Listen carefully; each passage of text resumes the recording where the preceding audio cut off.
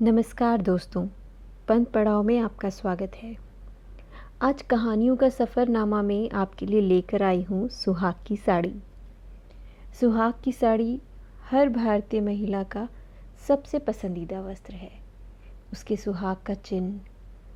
पर यदि उसी का अपना पति उसके सुहाग के चिन्ह को जला देने की बात करे तो ऐसी ही परिस्थिति से जूझती गौरा की कहानी, जिसे लिखा है मुंशी प्रेमचंद जी ने। तो चलिए शुरू करते हैं। सुहाग की साड़ी। यह कहना भूल है कि दाम्पत्य सुख के लिए स्त्री और पुरुष के स्वभाव में मेल होना आवश्यक है। श्रीमती गौरा और श्रीमान कुंवर रतन सिंह में कोई बात न मिलती थी। गौरा उदार थी, रतन सिंह कौड़ी कौड़ी को दांतों से पकड़ते थे। वह हंसमुख थी, रतन सिंह चिंताशील थे। वह कुल मर्यादा पर जान देती थी, रतन सिंह इसे आडंबर समझते थे। उनके सामाजिक व्यवहार और विचारों में भी घोर अंतर था। यहाँ उदारता की बाजी राजनीति के हाथ थी। गौरा को सहभोज से आपत्ति थी, विधवा विवाह से घृणा और अछूतों के प्रश्न से विरोध। रतन सिंह इन सभी व्यवस्थाओं के अनुमोदक थे। राजनीतिक विषयों में यह विभिन्नता और भी जटिल थी। गौरा वर्तमान स्थिति को अटल, अमर, अपरिहार्य समझती थी। इसीलिए वह नरम गरम, कांग्रेस, स्वराज, होम रूल सभी से विरक्त थी। कहती, ये मुट्ठी भर पढ़े लिखे आदमी क्या बना लेंगे?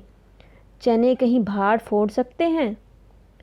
रतन सिंह पक्के आशावादी थे, राजनीतिक सभा में सबसे पहली पंक्तियों में बैठने वाले, कर्म क्षेत्र में सबसे पहले कदम उठाने वाले, स्वदेश व्रतधारी और बहिष्कार के पूरे अनुयायी। इतनी विषमताओं पर भी उनका दाम्पत्य जीवन सुखमय था। कभी कभी उनमें मतभेद अवश्य हो जाता, पर वे समीर के झोंके थे जो स्थिर जल को हल्की हल्की लहरों से आभूषित कर देते थे। वे प्रचंड झोंके नहीं जिनसे सागर विप्लव क्षेत्र में बदल जाता है। थोड़ी सी सदिच्छा सारी विषमताओं और मतभेदों का प्रतिकार कर देती थी। विदेशी कपड़ों की होलियां जलाई जा रही थी। स्वयं सेवकों के जत्थे भिखारियों की भांति द्वार पर खड़े हो होकर विलायती कपड़ों की भिक्षा मांगते थे, और ऐसा कदाचित कोई द्वार था जहां से उन्हें निराश होना पड़ता हो। खद्दर और गाढ़े के दिन फिर गए थे। नयन सुख, नयन दुख, मलमल और तंजेब तनभेद हो गए थे। रतन सिंह ने आकर गौरा से कहा, लाओ सब विदेशी कपड़े संदूक से निकाल दो, दे दूं। अरे इस समय कोई साइत निकली जाती है, फिर कभी दे देना। वाह, लोग दरबार पर खड़े कोलाहल मचा रहे हैं और तुम कहती हो फिर कभी दे देना। तो ये लो कुंजी, निकाल कर दे दो। मगर ये सब है लड़कों का खेल। घर फूकने से स्वराज न कभी मिला है न मिलेगा। मैंने कल ही तो इस विषय में तुमसे घंटों माथापच्ची करी थी और उस समय तुम मुझसे सहमत हो गई थी। आज तुम फिर से वही शंकाएं करने लगी। मैं तुम्हारे अप्रसन्न हो जाने के डर से चुप हो गई थी। अच्छा, शंकाएं फिर कर लेना, इस समय जो करना है वह करो। लेकिन मेरे कपड़े तो न लोगे ना? सब देने पड़ेंगे। विलायत का एक सूत भी घर में रखना मेरे प्रण को भंग कर देगा। इतने में राम टहल साइस ने बाहर से पुकारा, सरकार, लोग जल्दी मचा रहे हैं। कहते हैं अभी कई मोहल्लों के चक्कर लगाना है। कोई गाढ़े का टुकड़ा हो तो मुझे भी मिल जाए। मैंने भी अपने कपड़े दे दिए। केसर मेहरी कपड़ों की एक गठरी लेकर बाहर को जाती हुई दिखाई दी। रतन सिंह ने पूछा, क्या तुम भी अपने कपड़े दे देना चाहती हो? केसर ने लजाते हुए कहा, हाँ सरकार, जब सारा देश छोड़ रहा है तो मैं कैसे पहनूं? रतन सिंह ने गौरा की ओर आदेशपूर्ण नेत्रों से देखा। अब वह विलंब न कर सकी। लज्जा से सिर झुकाए संदूक खोलकर कपड़े निकालने लगी। एक संदूक खाली हो गया तो उसने दूसरा संदूक खोला। सबसे ऊपर एक सुंदर रेशमी सूट रखा हुआ था जो कुंवर साहब ने किसी अंग्रेजी कारखाने में सिलवाया था। गौरा ने पूछा, क्या ये सूट भी निकाल दूं? हाँ हाँ, इसे किस दिन के लिए रखोगी? यदि मैं जानती इतनी जल्दी हवा बदलेगी तो कभी ये सूट न सिलवाती। सारे पैसे पानी हो गए। रतन सिंह ने कोई उत्तर न दिया। तब गौरा ने अपना संदूक खोला और जलन के मारे स्वदेशी विदेशी सब कपड़े निकाल निकाल कर फेंकने लगी। वे आवेश प्रवाह में आ गई। उनमें से कितनी ही बहुमूल्य फैंसी जैकेट और साड़ियाँ थीं जिन्हें किसी समय पहनकर वह फूली न समाती थी। बाज बाज साड़ियों के लिए तो उसे रतन सिंह से बार बार तकाजे करने पड़े थे, पर इस समय सब की सब आंखों में खटक रही थीं। रतन सिंह उसके भावों को ताड़ रहे थे।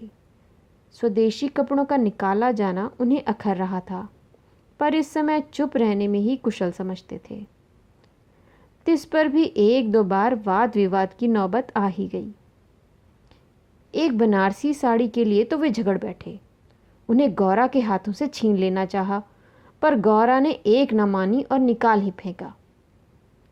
सहसा संदूक में से एक केसरिया रंग की तंजेब की साड़ी निकल आई जिस पर पक्के आंचल और पल्ले टंके हुए थे। गौरा ने उसे जल्दी से अपनी गोद में छुपा लिया। रतन सिंह ने पूछा, कैसी साड़ी है? कुछ नहीं, तंजेब की साड़ी है, आंचल पक्का है। तंजेब की है तो ज़रूर ही विलायती होगी, उसे अलग क्यों रख लिया? क्या वे बनारसी साड़ी से अच्छी है? अच्छी तो नहीं, पर मैं इसे ना दूंगी। वाह, विलायती चीज़ों को मैं ना रखने दूंगा। लाओ इधर। नहीं, मेरी खातिर इसे रहने दो। तुमने मेरी खातिर एक भी चीज़ ना रखी तो मैं तुम्हारी क्यों खातिर रखूं? पैरों पड़ती हूँ, जिद ना करो। स्वदेशी साड़ियों में से जो चाहो रख लो, पर इस विदेशी चीज़ को मैं ना रखने दूंगा। इसी कपड़े की बदौलत हम गुलाम बने। यह गुलामी का दाग मैं नहीं रख सकता। लाओ इधर। मैं इसे न दूंगी, एक बार नहीं 1000 बार कहती हूँ, न दूंगी। मैं इसे लेकर छोड़ूंगा। इस गुलामी के पटके को, इस दासत्व के बंधन को किसी तरह न रखूंगा। नाहक जिद करते हो। आखिर तुमको इससे इतना प्रेम क्यों है? तुम तो बाल की खाल निकालने लगे। इतने कपड़े थोड़े हैं, एक साड़ी रख ली तो क्या? तुमने अभी तक इन होलियों का आशय ही नहीं समझा। खूब समझती हूँ, सब ढोंग है। 2-4 दिन में जोश ठंडा पड़ जाएगा। तुम केवल इतना बतला दो कि ये साड़ी तुम्हें इतनी प्यारी क्यों है, तो शायद मैं मान जाऊं। ये मेरी सुहाग की साड़ी है। रतन सिंह जरा सोच कर बोले, तब तो मैं इसे कभी न रखूँगा। एक विदेशी वस्त्र को ये शुभ स्थान मैं नहीं दे सकता। इस पवित्र संस्कार का ये अपवित्र स्मृति चिन्ह घर में नहीं रखा जा सकता। मैं इसे सबसे पहले होली की भेंट करूँगा। लोग कितने हदबुद्धि हो गए कि ऐसे शुभ कार्यों में भी विदेशी वस्त्रों का व्यवहार करने में संकोच न करते। मैं इसे अवश्य होली में दूंगा। कैसा आप शकुन मुंह से निकालते हो? ऐसी सुहाग की साड़ी घर में रखना ही अपशकुन, अमंगल, अनिष्ट और अनर्थ है। यूँ चाहे ज़बरदस्ती ले जाओ, पर मैं खुशी से न दूंगी।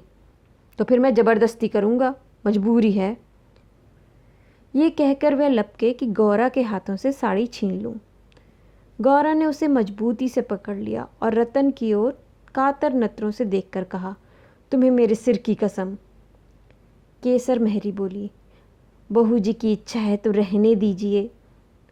रतन सिंह के बड़े हुए हाथ रुक गए, मुख मलिन हो गया। उदास होकर बोले, मुझे अपना व्रत तोड़ना पड़ेगा।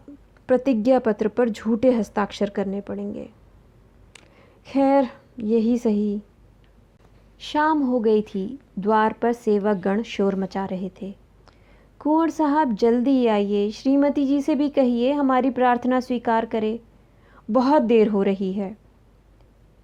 उधर रतन सिंह असमंजस में पड़े थे कि प्रतिज्ञा पत्र पर कैसे हस्ताक्षर करूं। विदेशी वस्त्र घर में रखकर स्वदेशी व्रत का पालन क्यों कर होगा।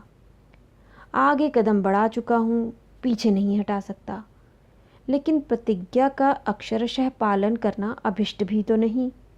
केवल उसके आशय पर लक्ष्य रहना चाहिए। इस विचार से मुझे प्रतिज्ञा पत्र पर हस्ताक्षर करने का पूरा अधिकार है। त्रिया हठ के आगे किसी की नहीं चल सकती। यूँ चाहूँ तो एक ताने से काम निकाल सकता हूँ, पर उसे दुख होगा। बड़ी भावुक है, उसके भावों का आदर करना मेरा कर्तव्य है। गौरा भी चिंता में डूबी हुई थी। साड़ी सुहाग का चिन्ह है, उसे आग, कितने अपशकुन की बात है। ये कभी कभी बच्चों की भांति जिद करने लगते हैं, अपनी धुन में किसी की नहीं सुनते। बिगड़ते हैं तो मानो मुंह ही सीधा नहीं होता। लेकिन वे बेचारे तो अपने सिद्धांतों से मजबूर हैं। झूठ से उन्हें घृणा है। प्रतिज्ञा पत्र पर झूठी स्वीकृति लिखना उनकी आत्मा को बड़ा दुख होगा। घोर धर्म संकट में होंगे। यह भी तो नहीं हो सकता कि सारे शहर में स्वदेशी अनुरागियों के सिरमौर बनकर उस प्रतिज्ञा पत्र पर हस्ताक्षर करने से आनाकानी करें। कहीं मुंह दिखाने की जगह न रहेगी। लोग समझेंगे बना हुआ है, पर शगुन की चीज़ कैसे दूं? इतने में उसने राम टहल साइस को सिर पर कपड़ों का गट्ठर लिए बाहर जाते देखा। केसर मेहरी भी एक गट्ठर सर पे रखे हुए थी। पीछे पीछे रतन सिंह हाथ में प्रतिज्ञा पत्र लिए जा रहे थे। उनके चेहरे पर ग्लानि की झलक थी, जैसे कोई सच्चा आदमी झूठी गवाही देने जा रहा हो। गौरा को देखकर उन्होंने आंखें फेर ली और चाहा कि उसकी निगाह बचाकर निकल जाऊं। गौरा को ऐसा जान पड़ा कि उनकी आंखें डबडबाई हुई हैं। वह राह रोक कर बोली, ज़रा सुनते जाओ। जाने दो, परेशान ना करो, लोग बाहर खड़े हैं। उन्होंने चाहा कि पत्र को छुपा लूं, पर गौरा ने उसे उनके हाथों से छीन लिया और गौर से पढ़ा और एक क्षण चिंतामग्न रहने के बाद बोली, ये साड़ी भी लेते जाओ।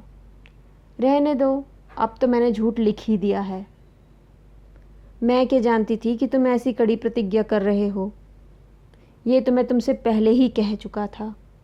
मेरी भूल थी, क्षमा कर दो और इसे लेते जाओ। जब तुम इसे देना अपशकुन समझती हो तो रहने ही दो। तुम्हारी खातिर थोड़ा सा झूठ बोलने में कोई आपत्ति नहीं। नहीं, लेते जाओ। अमंगल के भय से मैं तुम्हारी आत्मा का हनन नहीं करना चाहती। यह कहकर उसने अपनी सुहाग की साड़ी उठाकर पति के हाथों में रख दी। रतन सिंह ने देखा, गौरा के चेहरे पर एक रंग आता है, एक रंग जाता है, जैसे कोई रोगी अंतरस्थः विषम वेदना को दबाने की चेष्टा कर रहा हो। उन्हें अपनी अहृदयता पर लज्जा आई। हा, केवल अपने सिद्धांत की रक्षा के लिए, अपनी आत्मा के सम्मान के लिए मैं इस देवी के भावों का वध कर रहा हूँ। यह अत्याचार है। साड़ी गौरा को देकर बोले, तुम इसे रख लो, मैं प्रतिज्ञा पत्र को फाड़े डालता हूँ। गौरा ने दृढ़ता से कहा, तुम न ले जाओगे तो मैं खुद जाकर दे आऊँगी। रतन सिंह विवश हो गए, साड़ी ली और बाहर निकल आए। उसी दिन से गौरा के हृदय में एक बोझ सा रहने लगा। वह दिल बहलाने के लिए नाना उपाय करती, जलसों में जाती, सैर करने जाती, मनोरंजक पुस्तकें पढ़ती, यहाँ तक कि कई बार नियति के विरुद्ध थिएटरों में भी गई। किसी प्रकार अमंगल कल्पना को शांत करना चाहती थी, पर यह आशंका एक मेघमंडल की भांति उसके हृदय पर छाई रहती थी। जब एक पूरा महीना गुजर गया और उसकी मानसिक वेदना दिनों दिन बढ़ती ही गई, तो कुंवर सिंह ने उसे कुछ दिनों के लिए अपने इलाके में ले जाने का निश्चय किया। उसका मन उनके आदर्श प्रेम का नित्य तिरस्कार किया करता था। वे अक्सर देहातों में प्रचार करने का काम करने जाया करते थे, पर अब अपने गांव से बाहर न जाते, या जाते तो संध्या तक ज़रूर लौट आते। उनकी एक दिन की देर, उनका साधारण सरदर्द और जुखाम उन्हें अव्यवस्थित कर देते। वे बहुधा बुरे स्वप्न देखा करती। किसी अनिष्ट के काल्पनिक अस्तित्व की छाया उसे अपने चारों ओर मंडराती हुई प्रतीत होती थी। वह तो देहात में पड़ी हुई आशंकाओं की कठपुतली बनी हुई थी। इधर उसकी सुहाग की साड़ी स्वदेश प्रेम की वेदी पर भस्म होकर रिद्धि प्रदायिनी भभूत बनी हुई थी। दूसरे महीने के अंत में रतन सिंह उसे लेकर लौट आए। गौरा को वापस आए 3-4 दिन हो चुके थे, पर असबाब को संभालने और नियत स्थान रखने में वह इतनी व्यस्त ही रही कि घर से बाहर ही न निकल सकी। कारण ये था कि केसर मेहरी उसके जाने के दूसरे ही दिन काम छोड़कर चली गई थी और अभी उतनी चतुर दूसरी मेहरी मिली ही न थी। कुंवर साहब का साइस राम टहल भी छोड़ गया था। बेचारे कोचवान को साइस का काम भी करना पड़ता था। संध्या का समय था। गौरा बरामदे में बैठी आकाश की ओर एकटक होकर ताक रही थी। चिंताग्रस्त प्राणियों का एकमात्र यही अवलंब है।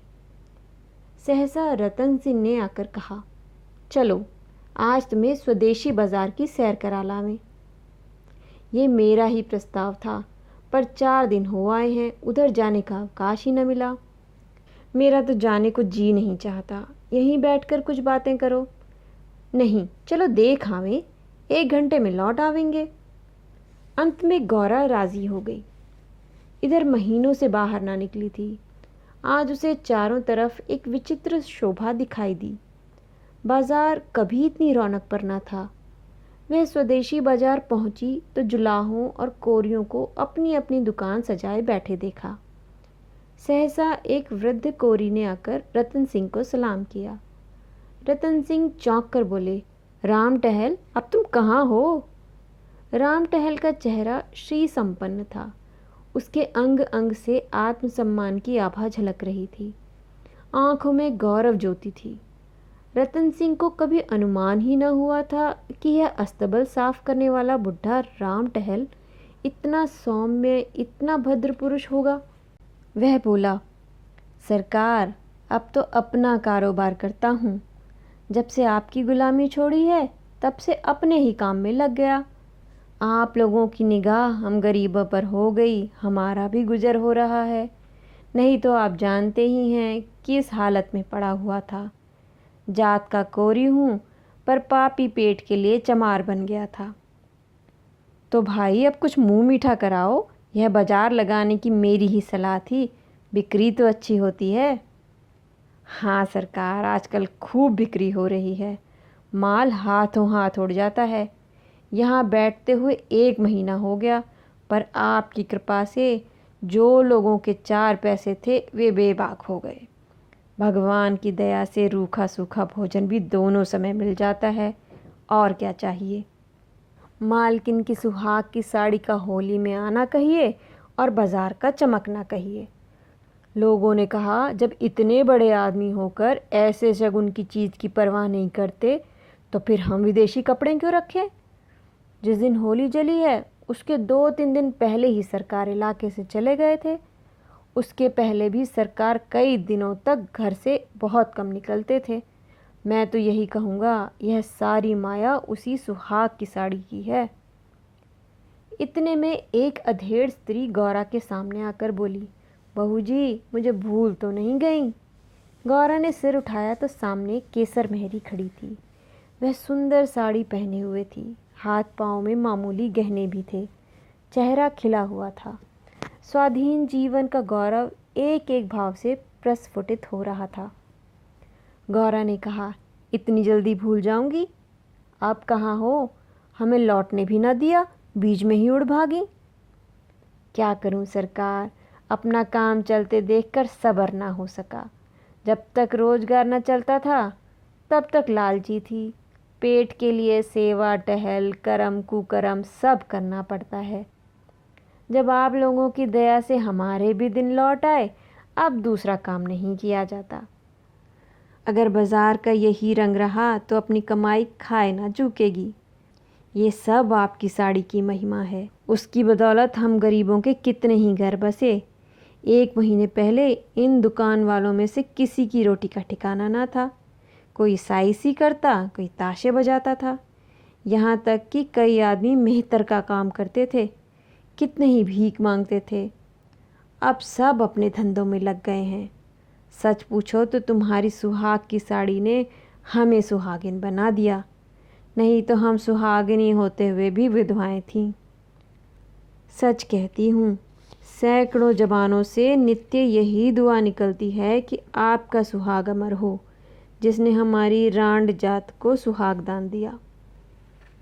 रतन सिंह एक दुकान पर बैठे कुछ कपड़े देखने लगे। गौरा का भावुक हृदय आनंद से पुलकित हो रहा था। उसकी सारी अमंगल कल्पनाएं स्वप्नतः विच्छिन्न होती जाती थी।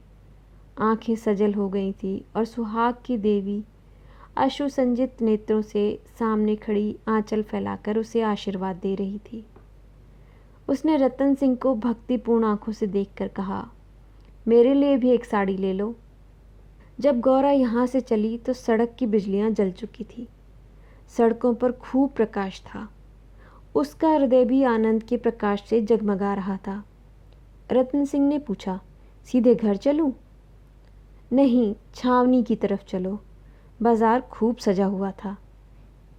यह ज़मीन लेकर एक स्थायी बाजार बनवा दो। स्वदेशी कपड़ों की दुकानें हों और किसी से किराया ना लिया जाए। बहुत खर्च पड़ेगा। मकान बेच दो, रुपए ही रुपए हो जाएंगे। और रहें पेड़ के तले? नहीं, गांव वाले मकान में। सोचूंगा। इलाके भर में खूब कपास की खेती कराओ। जो कपास बोए उसकी बेगार माफ़ कर दो। हाँ, तदबीर अच्छी है, दूनी उपज हो जाएगी। लकड़ी बिना दाम दो तो कैसा हो? जो चाहे चरखे बनवाने के लिए काट ले जाए। लूट मच जाएगी। ऐसी बेईमानी कोई ना करेगा। जब उसने गाड़ी से उतरकर घर पे कदम रखा तो चित्त शुभ कल्पनाओं से प्रफुल्लित हो रहा था, मानो कोई बछड़ा खूंटे से बंधकर किलोले कर रहा हो। इतनी ही थी ये कहानी सुहाग की साड़ी। सुहाग की साड़ी जिसके जलने से न जाने कितने ही घरों में आत्मविश्वास के दिए जल पड़े। उम्मीद है आपको पसंद आई होगी। फिर मिलेंगे एक ऐसी ही कहानी के साथ। नमस्कार।